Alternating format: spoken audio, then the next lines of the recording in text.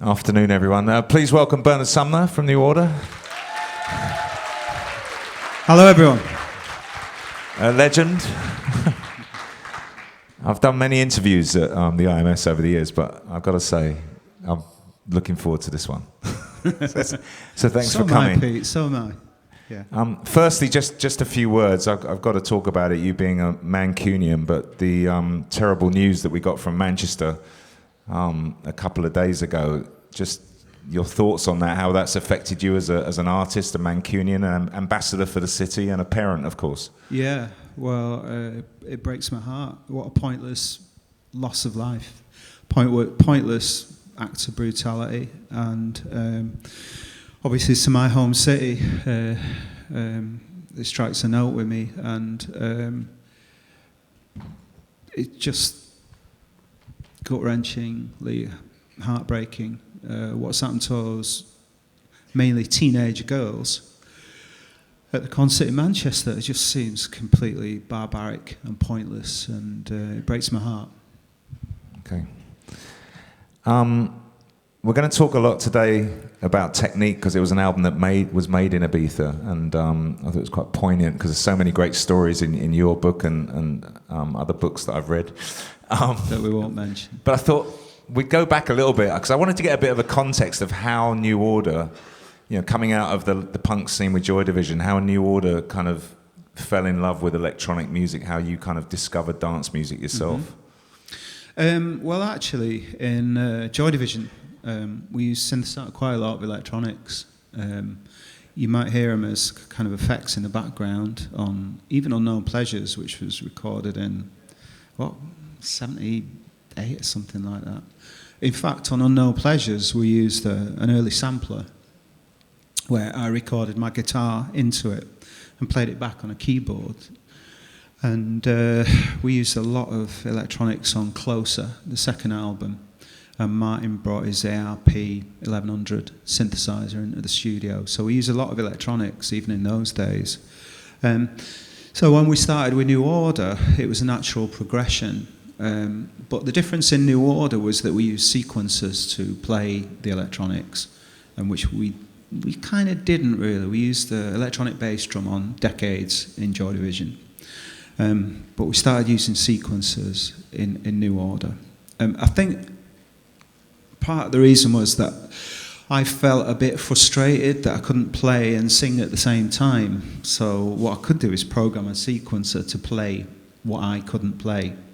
So that was a key reason, really, yeah. Okay. And what about it feels like your kind of clubbing cherry, as it were, was broken in New York, and it seemed like New York had a profound influence on... Yeah, that's right. Very early 80s, like, I don't know, I guess 81, 82. There was a girl called Ruth Polsky who was queen of the clubs in New York, and she actually booked our first tour in New York.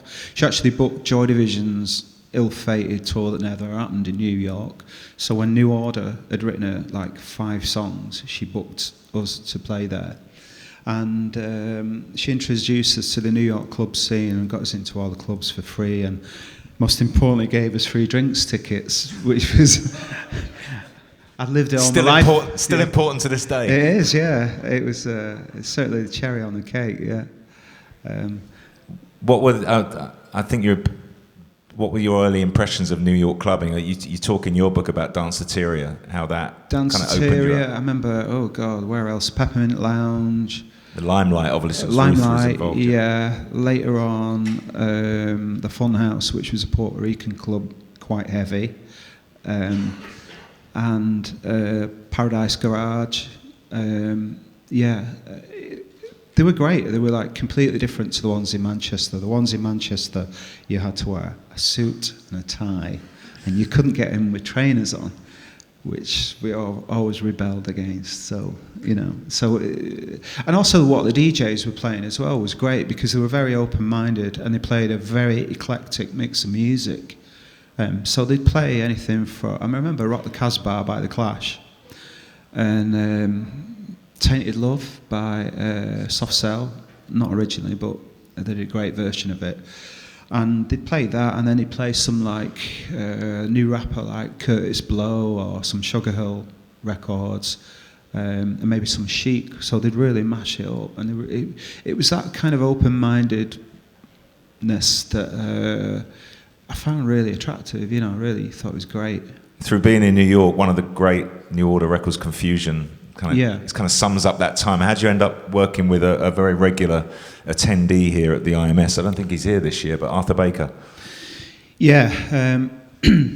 Well, there was a guy over there who was Factory Records America, and called Michael Schamberg. And I was a big fan of Planet Rock, Soul Sonic Force. And because I was a big fan of Kraftwerk, and this was a twist on Trans-Europe Express that set more kind of American, more hip-hoppy beats. And I was a big fan of this record, so I told Michael about it. And there was some other records as well. It was early electro music. And I think he was making the Freeze record at the time, wasn't he? Yeah, Arthur was working on Freeze. There was a project called C-Bank as well, or C-Bank, yeah, that made electro music that was worked with Arthur's program and John Roby. And I was a big fan of this music, and I told Michael about it. And Michael said, "Oh, well, I know Arthur, I've met him, and I'll see if he wants to do a record with you." And he came back and he said, "Yeah, he'll do the record, but he thinks this track that you've just written is shit." I said, "What?" He went, "Blue Monday." He did. It was Blue Monday he was talking about. That's Didn't he also tell you that actually, he liked New Order, but he didn't want you to play on it? He had his own players to play on it. No. He used. I mean, all those early New York records used a group of perhaps 3 session musicians. One was John Roby, one was called Fred Zarr. Okay, maybe 2 session musicians, and he wanted these guys to play on our record, but New Order was a pretty close shop, and it was heavily resisted. So there was a bit of arm wrestling went down there. Okay, the other bit of context I just wanted to lay before we get on to technique is the Hacienda, because you come back from New York, you're in the clubbing business, and clubbing wasn't fashionable then. So why open a club in Manchester in 1983 or 2, whatever it was, and how did? Yeah, I think both primarily Rob Gretton, Rob Gretton and Tony Wilson. Rob Gretton was our manager. Tony Wilson was the boss of our record label. It mainly came from them, mainly from Rob. And I think that we'd earned some money from the sales of Joy Division records, and I think the first New Order record. And I think it was about a year and a half after the demise of Joy Division that we opened the Hacienda. But we somehow made some money from the Joy Division records, so I don't think they liked the idea of giving it to the band. So they creatively thought of a way of spending it, and they spent it on a nightclub. There was a big argument at the moment, at that time, because Martin Hannett, our producer from Joy Division, wanted to spend the money on buying a Fairlight synthesizer, which cost about £100,000, so about 120,000 euros. And they said, no, we'd rather spend the money on owning a nightclub, which cost considerably more. I think he wanted to open the studio quite innocently, didn't he? He pointed out it might be quite handy for a record label to have a studio. Yeah. Well, he was right about the studio, but it would have been a complete folly to buy the Fairlight, because like 5 years later, the £100,000 Fairlight was worth like £5. So both were bad ideas. Okay. The Hacienda opens, it's a disaster from day one pretty much, right? Well, it opened, and it was like a spaceship landed from out of space in Manchester, and because there were no other clubs in the UK like it. It was the first super club, I guess you'd say, and it looked like a warehouse. It was kind of this coloured walls, and it was all light and bright, and stage was in the wrong place. Yeah, I mean, no DJ booth at the start, right? No DJ booth. In fact, I made them move the DJ booth because the DJ was in a letterbox. All you could see was his eyes. Like the old New York clubs. Yeah, it was crazy. So I made him move the DJ booth to on the balcony where everyone could see the DJ, and then it became successful. And of course, that was all my genius idea of moving the DJ. Yeah, you invented the DJ booth as it's known today.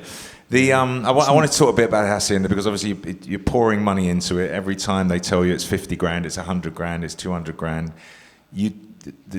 There was a gap between, I think, the Brotherhood album, New Order album, and 19 and the Technique album. So, I mean, one of the things it feels like reading the history is that you feel it's time to make another album because you need to generate some money. Well, that was the unspoken idea. You know, no one dared tell us that, but that was what was going on. So whose idea was it to come to Ibiza then? Well, I believe Hooky went to search. Let me first say that the problem with the Hacienda was that it was so far ahead of its time.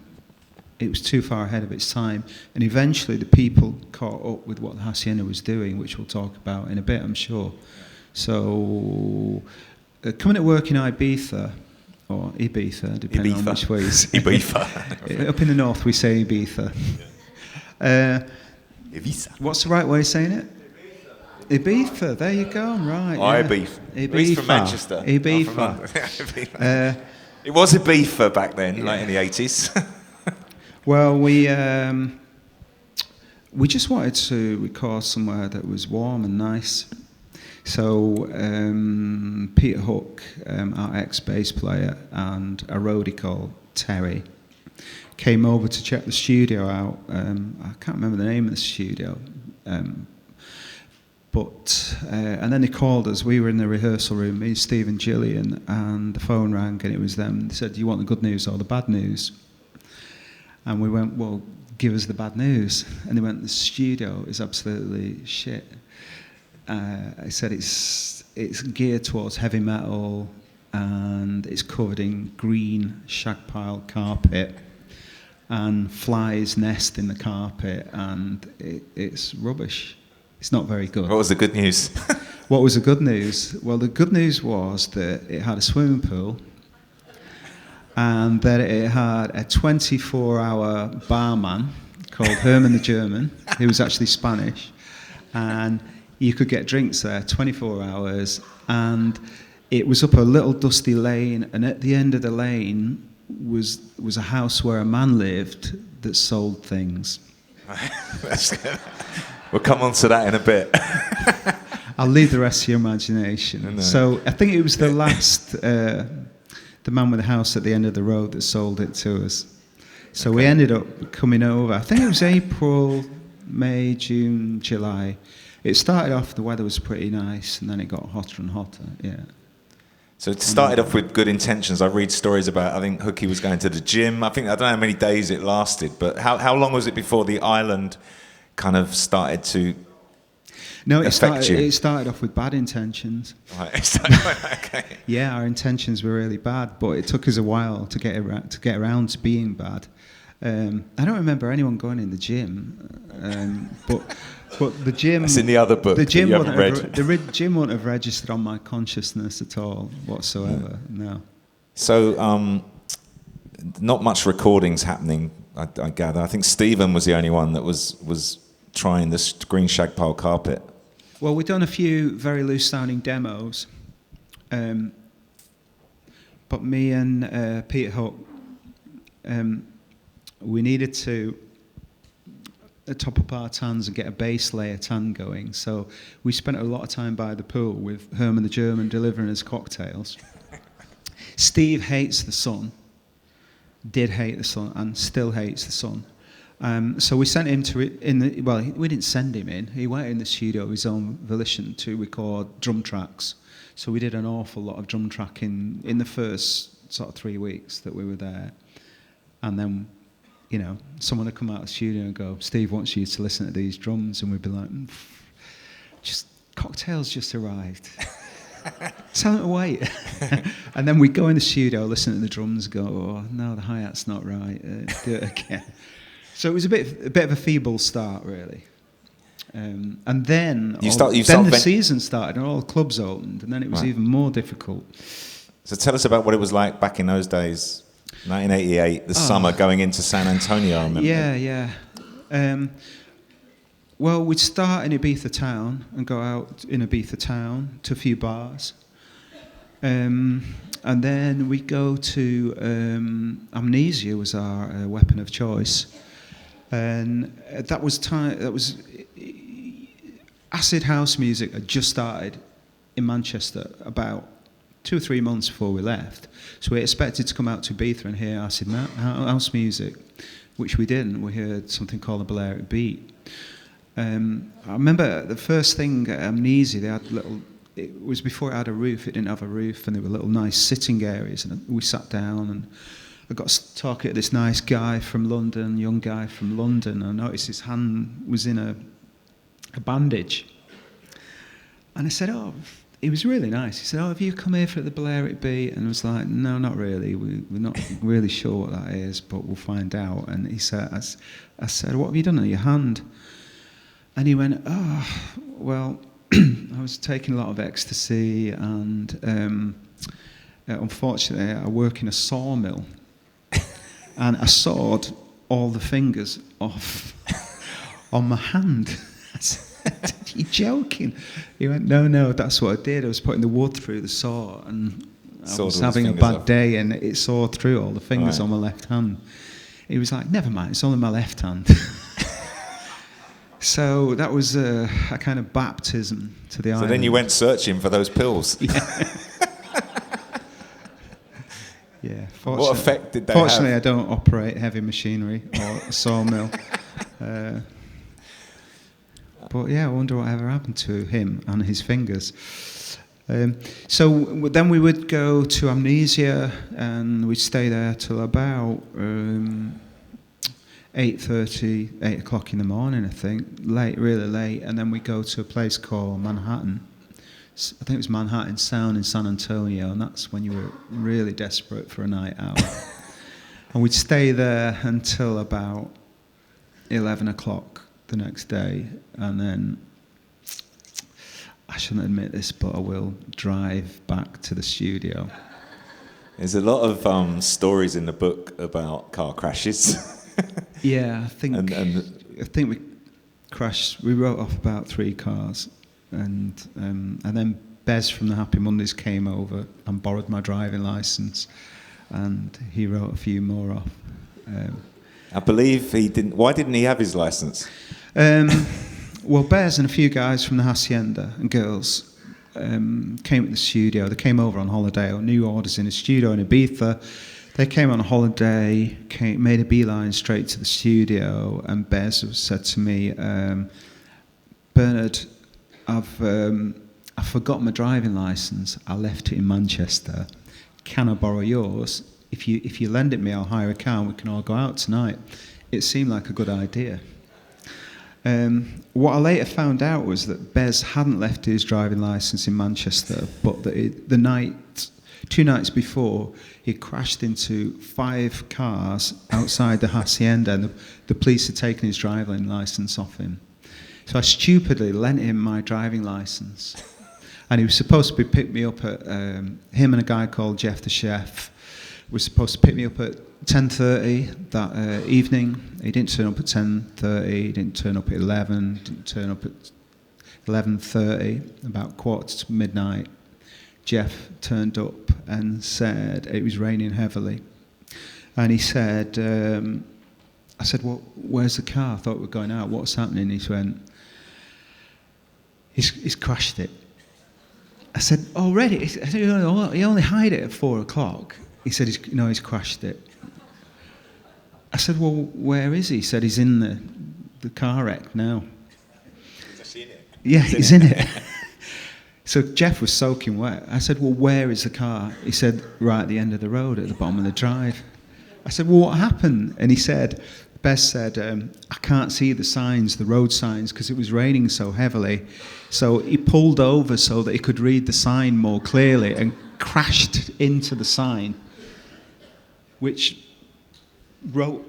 basically completely wrecked the car. So I said, well, why don't you get out of the car? He said it's still drivable. In reverse. He said he can reverse It can reverse, so we can reverse back to Ibiza town. I was like, no way, no way. So stupidly did go out with him, and I ended up having an argument with someone from Glasgow. That was a bad idea. These 3 guys from Glasgow. We were in that club where they filled it with foam, which S Paradise. Originally that. Yeah. And I remember having a pointing argument with these guys from Glasgow, and the next thing I remember was waking up in Bez's apartment. The next day, feeling absolutely terrible and having missed my flight back to Manchester. So. And then the worst thing was, Bez had hired another car, and he took me back to the studio later that day, and it was a horrible experience. Being hungover with Bez driving, it was horrible. I'll never forget it. You ever been in a car with Bez since? No, not. I haven't, no. That put you off. I did hear rumours, actually, that you were so regular in San Antonio that there was actually a bus tour that left from San Antonio and came to the studio, and then everyone got out and actually partied in the house. Is that true? Well, this is quite a funny story. It was the guy I mentioned earlier, Terry, who was one of our roadies, was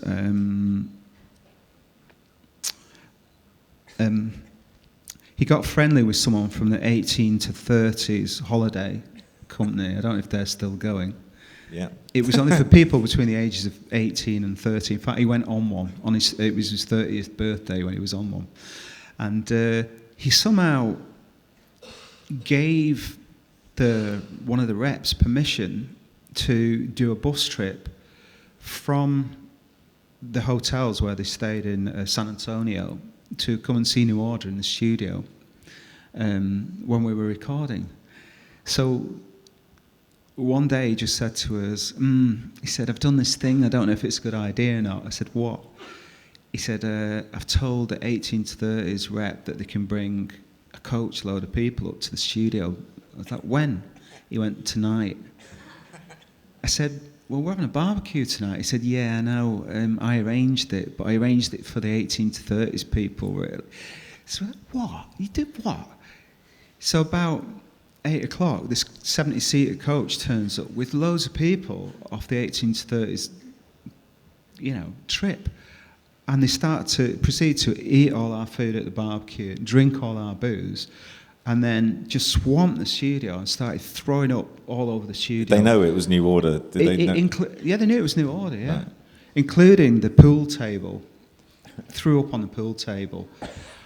And it was just ridiculous. Right. So then he started doing it every week. So every week they had, on the what to do this week, they had a little thing on the board saying, go visit New Order in the studio. It went on for about 3 weeks and then we stopped it. Amazing. Yeah. So just getting back to the experience of Amnesia and how it wasn't all, there was some creativity came out of this mad trip. The sound of Balearic Beat, the sound of the Italio disco, just what did you make of how they were, DJs like Alfredo were mixing it up back then? Well, because I think listening back at the album sounds more Ibiza than it sounds like acid house Hacienda, Yeah, well, Ibiza acid house hadn't hit Ibiza by that stage. It hit Manchester and hit London, but it yet to hit Ibiza, and it was hitting Ibiza that year that we were there, so it was very close. But the music we heard was Balearic Beat, which was kind of a crazy mashup of all different styles of music to my ears. And we were a bit disappointed because we wanted to hear acid house. We thought that's what would be happening, and that's the kind of music we like. We like house music. But this was kind of almost commercial records that were mashed up together, but some good stuff as well, it has to be said. Some really good stuff. So, but you were in Ibiza for 3 months. I know there's stories of Tony Wilson coming over, people from the record company going, what the fuck's going on? You did, by the time you had to leave, you hadn't actually made any music, right? There wasn't a track finished. Well, there wasn't a finished track, but we had made some music. A lot of drums. But you did actually manage to get one track done. I mean, Tony came over and he was like, what the fuck's going on? And we're like, oh, yeah, he's right. Perhaps he's got a point here. And but didn't he approve you to then carry on and stay longer? Well, we went in, and it was work in progress because we always intended to carry on back in a studio in the UK. So we were just starting the album here. We were only here for 3 months. But I guess a prime song that was influenced by what we were hearing in the clubs, by this crazy mashup style, was Fine Time. And one day in the studio, I just had a bit of a moment, and then just went, how about this? But we recorded it in a very unusual way, because normally you would write an arrangement into a song, and with Fine Time, I just recorded a series of riffs going all the way through the song, all the way through, with no arrangement. So if you unbuttoned all the mute buttons, it would sound just crazy. But I had a loose arrangement in my head. And I thought what I'll do is when we get back to the UK, I'll program that arrangement in on a desk that's got a computer in it. So we went back to the UK and I programmed all this arrangement in. It sounded pretty much like it does on the record. So Steve, can we have a blast of Fine Time? Let's just remind ourselves the sound of a summer in 1988 in Ibiza. That's the hi-hat.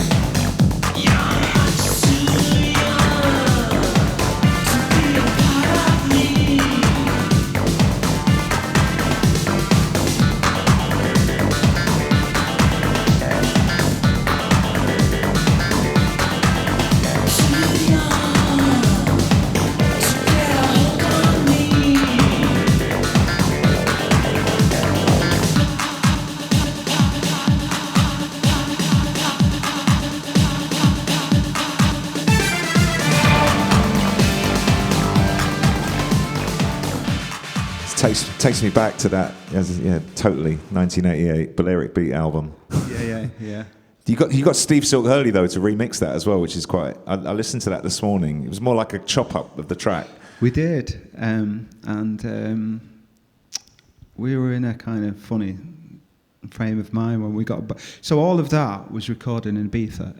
Every last thing was recorded in Ibiza, but probably the last thing we did here. By that time, we were influenced by what we were hearing here, but at the start of the record we weren't.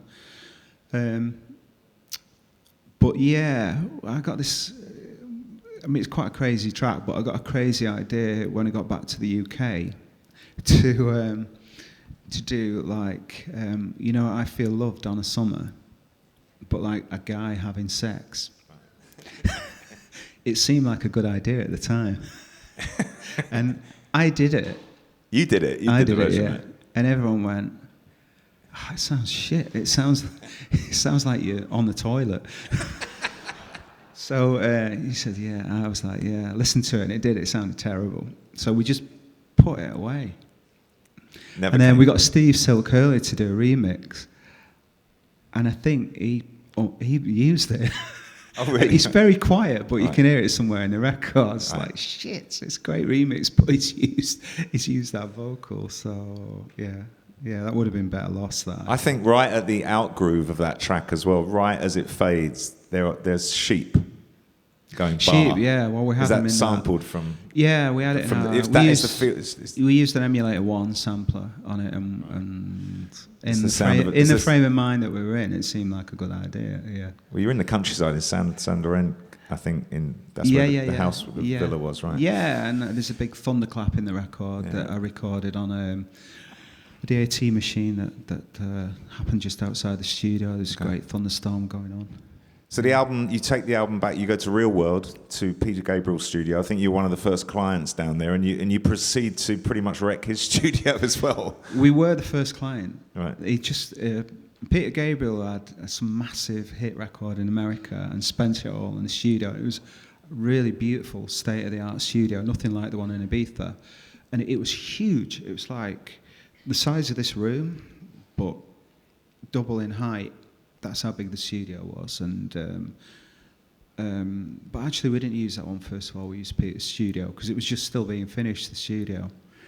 And Rob had twigged what was going. Rob, our manager, had twigged what was going on with us and didn't want us to.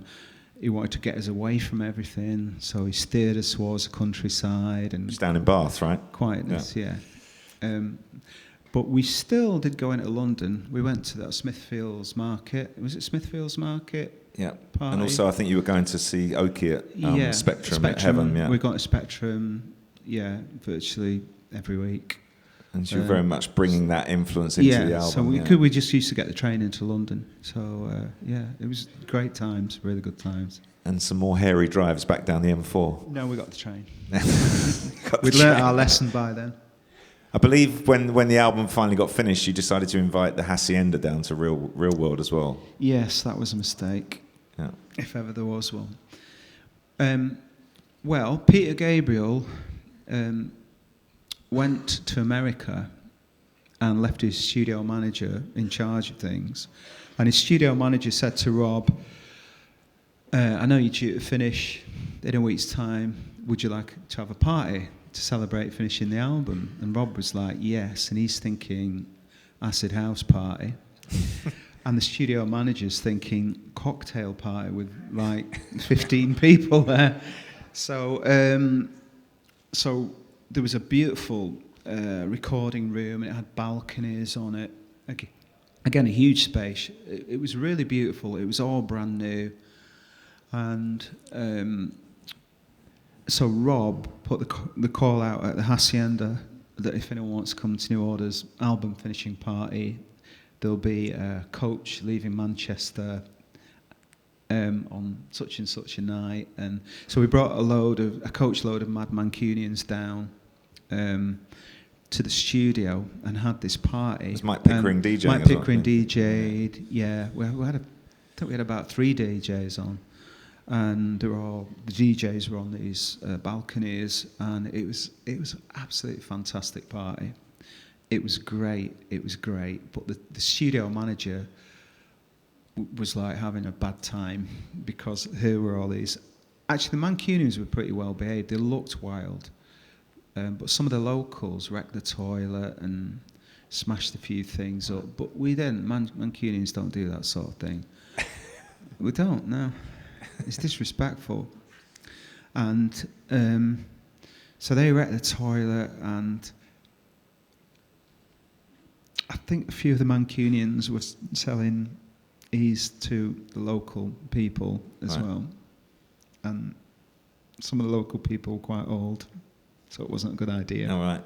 Okay. So it all got a bit strange. There were stories of people. I remember a story about someone I knew, whose name shall remain anonymous, dragging our publicist off with an axe in his hand. Right. And so the night ended up a bit like that. Debauched. So all these people, the studio manager was having kittens by this time.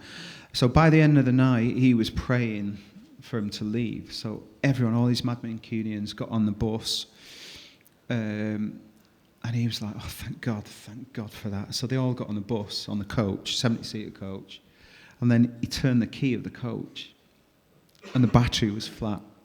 So he said, everyone off.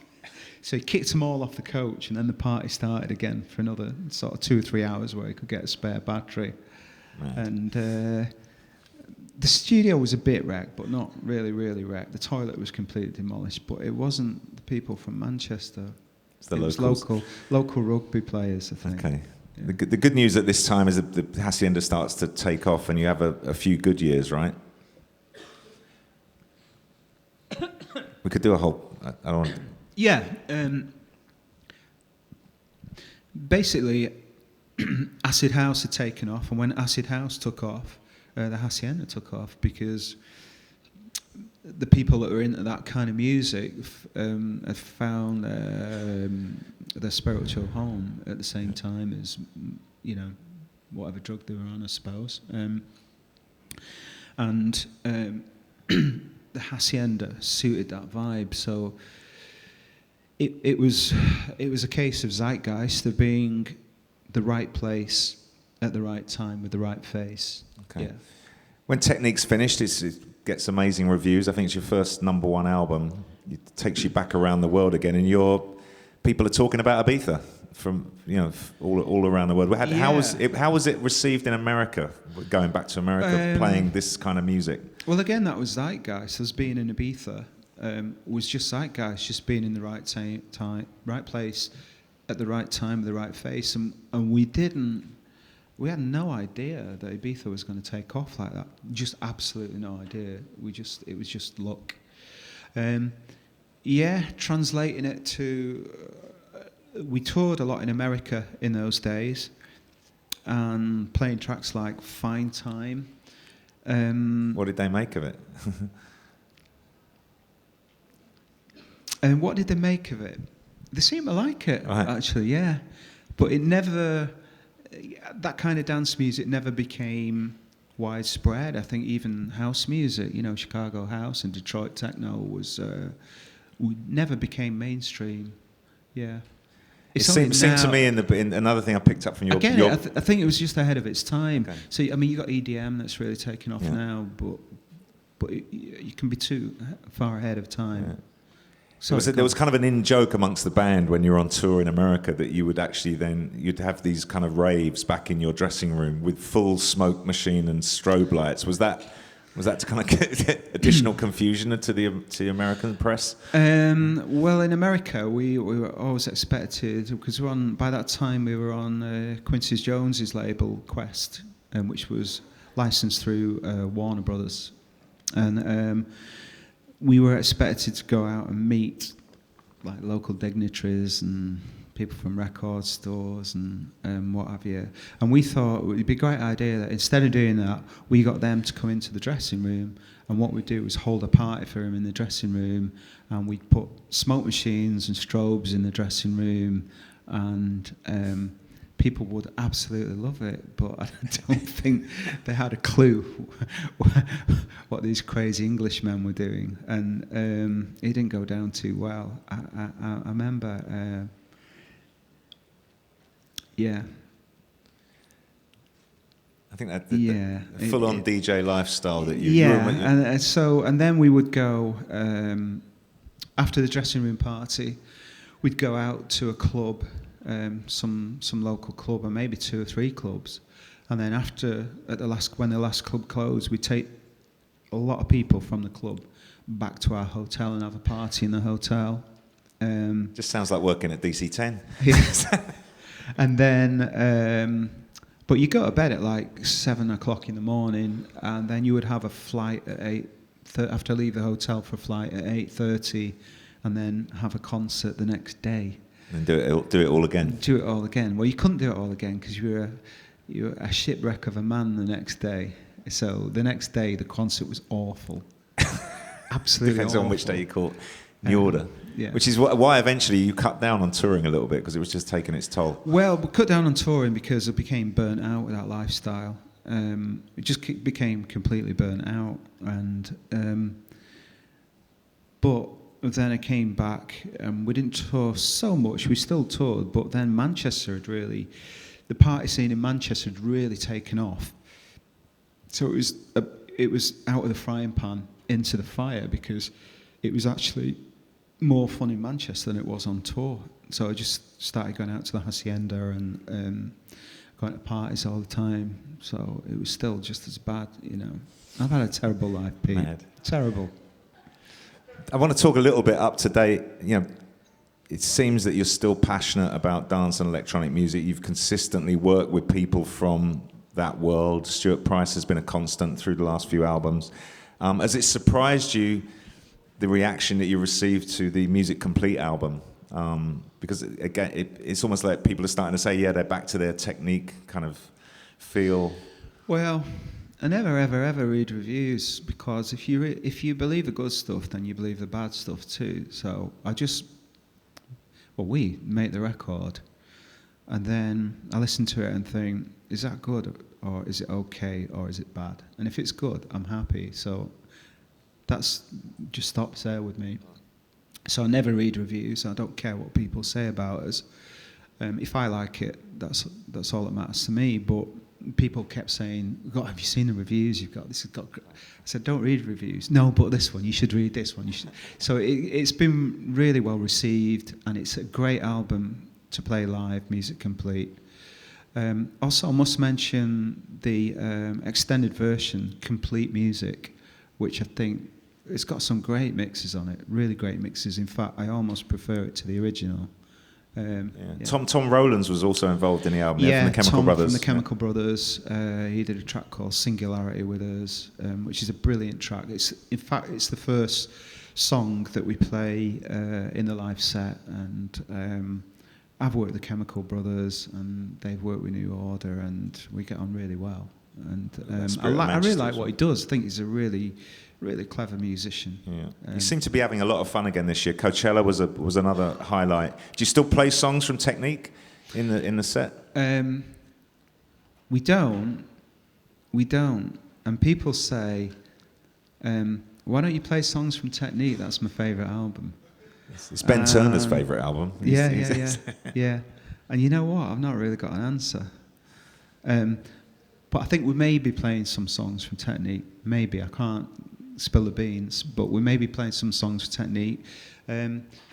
Soon, at the end of June... Yeah, tell us about this. It's the Manchester Festival, which is going to be even more poignant now. Yeah.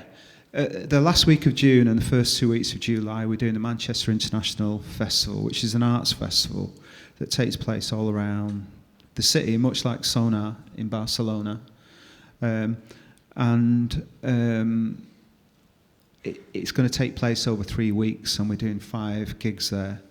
And we're playing it in the old Granada TV studios, which is where Tony Wilson, our label boss, used to work. He was a TV presenter, and where he gave Joy Division their first chance to play on television. And the first time we were on TV, we played at Granada TV studio, so it's got a particular poignancy for us. And we're going to do something special. We're going to play, I'd say, about 90% songs that we don't normally play live. And what we've done with those songs is we've pulled those songs apart, pulled the molecular structure of those songs apart, and scored. There's an orchestration being scored for them at the moment. But instead of playing with a real orchestra, we're going to play with a synthesizer orchestra. So, which has been difficult because we have to make all the, new sounds for the old material again.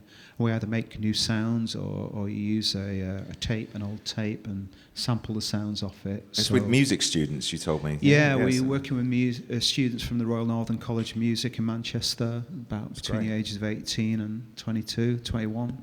And we're going to use 12 synthesizers plus the band plus a conductor. So there's going to be, if my maths are right, about 17 of us on stage. And there's a special set design being made at this moment by the artist Liam Gillick. So it's going to be a combination of art installation as well. So I think it's pretty original what we're doing. The brief from Peter Saville, our sleeve designer, who is involved in the Manchester International Festival, was original modern. So we want to do something that's original, but something that's modern at the same time. So hopefully it'll work. And I heard Vanishing Point might make a return. That's my favourite track off Technique. It might do. It might do. Can't put a request in. I can't give the game away, can I? But yeah. I think it should be really interesting, and I think it will be visually extremely special. And it'll be, again, for New Order, we always had a reputation in the early days for keep breaking the mould and doing something different. And it's really appealing because of that, that we are. Amazing. Yeah. You've had an incredible career. You're still going strong. I wanted to, I'm conscious of time, but 2 pretty great movies have been made about your careers and the life around Factory Records. I've never had the chance to act, I've worked with you before, but I never really had the chance on reflection to talk to you about them. But 24-Hour Party People and Control, what do you think of those movies? How accurate do they capture the atmosphere of the time? Yeah, well, 24-Hour Party People, I guess, took a humorous look at what went on at Factory. It's really about Factory Records. And people say, was it really like that? Was it really like that in the days of Factory? And I go, well, not really, no. And they expected me to say, it's been hyped up for the movie, but I say, well, the truth is it's actually been toned down, the movie. So it was worse than that. It was crazier than that. But we had a great time. We might have lost all the money we ever made. Factory Records went bust. The Hacienda went bust. But we had a great time, most of the time. Steve Coogan, genius, as Tony Wilson, the late great Tony Wilson, which was also an inspiration to me for why the IMS is here, actually, because of coming to in the city as a young kind of record company guy. How did you feel about John Sims playing you? I worked with John on Human Traffic. Yeah, good. Yeah, I met him a couple of times, and Steve Coogan in bars in Manchester and London, and I noticed John was staring at me, trying to work out my mannerisms, and before he did it or afterwards. During the making of it, to see if he got it right. I really like him, really like John Sims. And Steve Coogan was brilliant at Sony. You couldn't have got anyone better. And what about Control? Control was darker, much darker, directed by Anton Corbijn. And now Anton, interestingly, moved to England because of Joy Division. And I think the first photograph he took was that famous one where we were all walking down the underground, the tube in London, and he took a photograph of us. It was funny, that photograph, because in Joy Division we'd all had a haircut. If you look at the photograph, you can see we'd had this haircut. And I'm getting off the track here. But what happened was, a couple of days before, we were on the way to Sheffield to do a gig, and Rob had some chewing gum and he tried to throw it out the window, and it blew back in and stuck in the back of my hair. So I went crazy. I had this chewing gum in my hair. He went, "Don't worry, I'll cut your hair when we get to the hotel." So he cut my hair, and everyone went, "We like your haircut." So he cut everyone's hair, and that's why, because in that photograph, everyone's got short hair. Right. Yeah. So anyway, Anton went on to direct Control, which is a much more serious look at the story of Ian, really. 24-Hour Party People was about the story of Factory, and Control was about the story of Ian Curtis and his sad demise. I'm sure everyone knows what happened to Ian. And again, it was really accurate. It was really accurate, and he didn't hype anything up or tone anything down, but it was very accurate. People say to me about that one, is it difficult to watch? And I go, no, not really, because that movie's been playing around in my head, and it's so accurate that it's what's been going around in my head all these years. Obviously, the difficult part was when Ian took his own life, but I dealt with that a long time ago, and but I thought it was both movies were great, really good. There's another great thing I didn't know until recently, that when we did the rap, I was involved in the music of 24-Hour Party People, but I never went to the rap party. I think I was out of the country or something, but the rap party was actually, because basically as the Hacienda was being knocked down eventually, it'd already been closed for quite a while, but as it was being knocked down, they rebuilt, Mike Winterbottom rebuilt the Hacienda inside a warehouse. Yeah, which is very Factory Records, isn't it? And the Hacienda's slogan was, "The Hacienda must be built." Yeah. And Tony's. Yeah, it was a kind of foresight in that slogan, because during the making of the film, they demolished the old Hacienda. So to recreate the Hacienda scenes, they built a new hacienda. They took an old warehouse and rebuilt from photographs the interior of the hacienda as the other one was being demolished down, which is very New Order and very Factory Records. And I actually went to and then they filmed in it, and then they had a party. So the last hacienda party, true party, took place in the film set, not in the hacienda. You said it kind of gave you closure because in the book, because there was so much acrimony, and the fact you'd lost so much money personally in the real hacienda that you'd had this gap, and you had time to go and say goodbye. Yeah, it gave me closure, and I remember walking in, and I was fashionably late, of course, and looking at it and going, my God, it's exactly the same. The dimensions were the same, right. And it looked exactly the same as the original hacienda. There was a real rocking party going on. It was great. The only thing that was different was it cost them far less money to build that one than it cost us. Somehow, I don't know how that was possible, but it was wonderful because it gave us all closure on it. Okay. Yeah, you know. Do you think you'd do another film? I mean, I don't want to go into it now, but there's almost another film about what's happened in the last 10 years with New Order now, with Hooky not being around. Would you do another movie? No, success isn't a very cinematic story. Right. Things are hard. You were saying you're touring more. It's a happy unit now. Everyone in the band really gets on these days, and we tour in a measured way where we don't do too many gigs, but we do really cool gigs. Like we just played Coachella, we just played California, we played at the Greek Theatre in Berkeley, which was beautiful, and Santa Barbara Bowl, and we played at Radio City in New York, and last May we played 4 nights at the Sydney Opera House, which was, a fantastic venue. So we play in a measured way now, and it's really well planned. And we all get on. The bottom line is we all get on. So it works now. It didn't work before. It works now. Do you ever? I remember back in the day, like Joy Division days in the beginning. You wouldn't do encores. You wouldn't play. You wouldn't do Level Tear Us Apart. Do you do Blue Monday now? Or do you still? Well, really, that was Rob Gretton. Rob Gretton said you shouldn't sign autographs because it's corny. He said it's a lesson for everyone now. Yeah, he said you shouldn't do encores because it's corny, and you shouldn't play your greatest hits at the end. So, but he didn't have to stay on stage and do all that. Yeah. So we just got loads of shit off the public. I mean, I think we used to play for 40 minutes because we felt that beyond that it became boring. Because being young men at that time, our attention span was really short. And there was a great party going on backstage. Yeah. But we saw the night that New Order played in the early days. We saw it more of a kind of multimedia thing.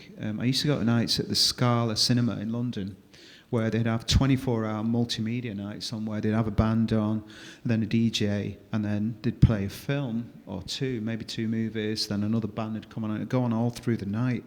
I was greatly influenced by that.